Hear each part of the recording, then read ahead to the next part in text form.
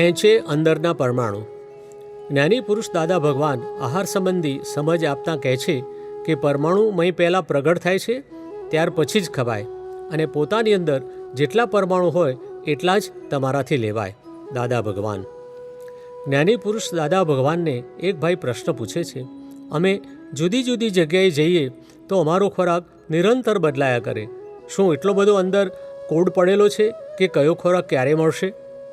દાદાજી સમજાવે છે, હા, મહી જે માલ હોય એ જ માલ ત્યાં પણ ભેગો થાય અને તે જ હોટલમાં જવાય તમારાથી.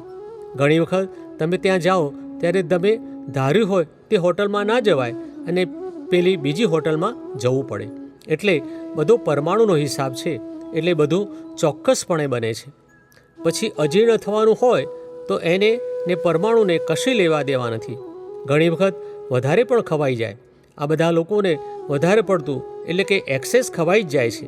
એમાં એનું બિચારાનું કશું ચાલતું નથી. આ તો વગર કામનું હમ હમ કરીને માથે લે લે કરે છે. હમને એ ખાયા ઓર હમને વો ખાયા કરે.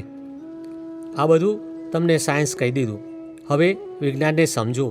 તમે તો વૈજ્ઞાનિક માણસ છો. તમને વધારે શું કહેવાનું હોય તે ટૂંકમાં તમને બધું કહી દીધું. તમને શક્કરિયું ના ભાવતું હોય તો પણ આટલું થોડું શક્કરિયું તમારે ભાગે ક્યાંથી આવ્યું? ત્યારે કહે છે કે તમારીમાં આટલા આ પરમાણુ છે, તેથી આ શક્કરિયું ભેગું થયું. તે ભાઈ દાદાને કહે છે કે મને તો બહુ ભાવે, તો મારામાં એ બહુ પરમાણુ ભર્યા હશે?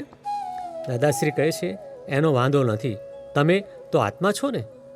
પરમાણુઓ પૂરણ ગલન સ્વભાવના છે, અને પૂરણ ગલન એ નાશવંત વસ્તુ છે, જેમાં ઉધારવાળું ખાતું છે. તમારા ખાતા નાશ થાય પણ કંઈ બેંક નાશ થાય? ભાવતું ના ભાવતું એ બધું કેવું છે કે પેલા અંદરના પરમાણુઓ ખેંચે છે ત્યારે કહેશે મને ભાવ્યું, અને અંદરના પરમાણુ ના ખેંચે ત્યારે કહેશે મને ના ભાવ્યું. બધી 10-20 જાતના ભજીયા હોય અને કોળાના ભજીયા ખાવ તો દાદા કહે છે કે હું સમજી ગયો કે તમે સાથી કોળાના ભજીયા ખાઓ છો. તમારીમાં કોળાના પરમાણુ આવ્યા હોય તે તમને ખેંચે અહીં રહીને, તેથી અને તમે અહંકાર કરો છો કે મને તે ભાવે છે, એટલે અંદરના પરમાણુ ખેંચે છે. બસ આવું છે. જેના પરમાણુ મય શરીરમાં છે તે ખવાય. આ થોડોક ઇશારો તમને કર્યો છે. તમને સમજણ પડે ને? આ જાણવું તો જોઈએ ને. ક્યાં સુધી આમ ગપ્પા ચલાવશો? ખાવામાં, દવામાં એ બધું એ મય શરીરમાં છે. દવાનાય પરમાણુ મય શરીરમાં પહેલાં ભેગા થાય ત્યારે તો દવા ભેગી થાય. આ જગત ગપ્પું નથી. તમે ખાલી અહંકાર કરો છો એટલું જ. દાદાજી પોતાનો અનુભવ કહે છે, હું એક ફેરો ગાડીમાં જતો હતો. તે ગાડીમાં ઉપરના પાટિયા પર સૂઈ ગયેલો. જમીને જરા આરામ કરતો હતો. ત્યાં એક જણ સિંગોડા વેચતો આવ્યો. દાદા કહે, એ સમયે મને સિંગોડા ભાવે. હું ઉપરના પાટિયા પર સૂઈ ગયેલો. તે મેં મોઢું ફેરવ્યું ને ત્યાં મને પેલો સિંગોડા વેચતો તે દેખાયો. ત્યારે મેં કહ્યું કે અલ્યા સિંગોડા મને આપ. એણે કહ્યું, તમારે કેટલા જોઈએ છે?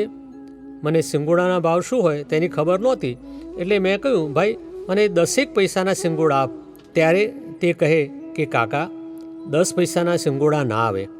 મેં કહ્યું કે જેટલા ના આવે, રૂપિયા ના આવતા હોય તો રૂપિયાના. મને 5-7 સિંગોડા જોઈએ છે. તેણે 8 આના લઈ મને અમુક સિંગોડા આપ્યા. પણ પછી મને સમજાવ્યું કે મારી ભૂલ થઈ ગઈ છે, કારણ મારે તો 2 ખાવા હોય. ગાડીમાં કોઈને આપીએ તો લેતા નથી, તો મારે ક્યાં નાખવા આ બધા? પછી મેં તપાસ કરી કે આ સિંગોડા શાને આધારે આવ્યા. આ સિંગોડા અત્યારે મને જોઈતા નથી. સિંગોડાનો મને શોખ નથી. ત્યારે તે ઘડીએ મને મારી અંદરના પરમાણુ દેખાયા. તે પછી સિંગોડા ખવાયા અને બાકી વધ્યા તે મેં નાના બાળકોને વહેંચી દીધા. મેં ગયા અવતારે પેલા ભાવ કરેલા તેનું આ પરિણામ છે. એટલે અત્યારે જરૂર નથી તોય આવ્યું. એટલે આવું આ વિજ્ઞાન છે. અંદર પરમાણુ ખેંચાય છે અને પોતે અહંકાર કરે છે, મેં ખાધું, મેં પીધું, હું સંડાસ જઈ આવ્યો. દાદાજી બીજો પ્રસંગ કહે છે, બીજી વખત અમે બહાર જતા હતા ને બીજા રસ્તે ચડી ગયેલા. ત્યારે મને મારા મનમાં એમ થયું કે આજ આમ કેમ ફેર થઈ ગયો? તે મારી મય મૂળાના પરમાણુ જાગેલા. પણ એ ક્યારે ખબર પડી કે સામો મૂળો દેખાયો? ત્યારે બીજે રસ્તે ગયા ને ત્યારે મોળો દેખાયો. પેલે મૂળ રસ્તે ગયા હોત તો મોળો ના દેખાય, બીજે રસ્તે ગયા ત્યારે મોળો દેખાયો. એટલે મહીવાળાએ કહ્યું, લાવ આજે મૂળો લઈએ. ત્યારે મને સમજણ પડી કે માગનારો કોણ છે, ટેન્ડર કોણે ભર્યું, પાસ કોણે કર્યું, આ બધું મને સમજાયું. આ ટેન્ડર ભરેલું ગયા અવતારે, અને આ અવતારે પાસ કરો કે ના કરો તો પણ છૂટકો જ નહીં ને, એ ફરજિયાત છે. ટેન્ડર ભરતી વખતે ભાન નથી રહેતું અને ભોગવતી વખતે મનમાં એમ થાય કે આ ક્યાંથી આવ્યું. એટલે આ બધું બહુ ઝીણવટવાળું છે. પ્રગટ અનુભવ જ્ઞાનસૂત્ર. આપણે ખાતા જ નથી. અંદર જે પરમાણુ છે એ બહારથી ખેંચે છે, કારણ કે એ પ્રયોગ છે. 1/29 જ્ઞાની પુરુષ કનુ દાદાશ્રી.